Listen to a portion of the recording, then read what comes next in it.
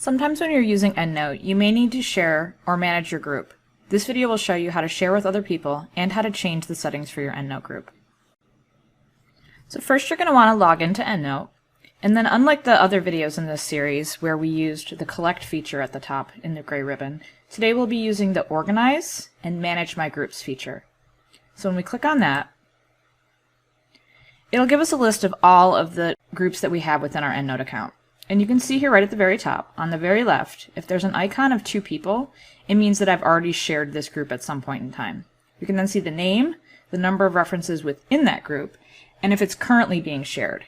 And if we decide that we don't want to share a folder anymore, we can just toggle off that button. If you need to change settings like renaming the folder, you can do that in this group as well. You can also delete an old folder that you no longer need. But in order to share the group with colleagues or with a professor, you're going to want to click the button that says Manage Sharing. So I'm going to go down here to an Information Overload and Fake News folder, which I've never shared before. I'll click Manage Sharing. And then we get to come to a screen where it shows if I have any email addresses shared with this group, which I don't. Then I'll click Start Sharing this group. That brings up a pop-up window, which I like to expand out to see the whole thing. But this section is where you will add the email addresses of the individuals you would like to share the project with. So I'm going to add a colleague's name into here. And if you have more than one address, you're going to want to separate them by hitting Enter. Or if you have a very long list, you can upload a text file with the email addresses separated by commas, and you can do that here.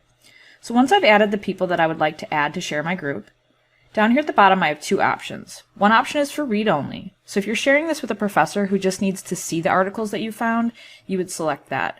If you're collaborating with other people, though, you're going to want to use the read and write option, because that will allow them to access the group and to make changes. So I'm going to go ahead and click Apply, and then you can see 2 email addresses have been added, and I can close this window.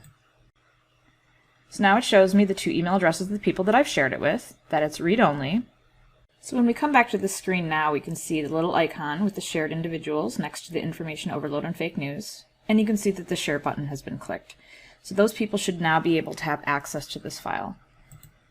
If anyone ever shares a group with you, how you would find that is on the left-hand side in this quick search gray box here with the references in it.